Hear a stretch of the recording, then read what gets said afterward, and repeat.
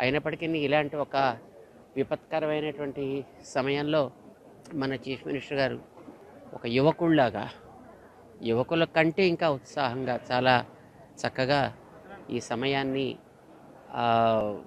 ఏమాత్రం కూడా వ్యర్థం చేయకుండా ఎన్నో రకాలైనటువంటి సేవా కార్యక్రమాలని చేసి ప్రజలకి ఒక ఆపన్న హస్తాన్ని అందించడం చాలా సంతోషంగా ఉంది. వారికి మేము ఆరోగ్యంగా ఉండాలని, ఇంకా ఇలాంటి కార్యక్రమాలు చేయగలిగే శక్తి భగవంతుడి ఇవ్వాలని మంగళాశాసనం చేస్తున్నాం.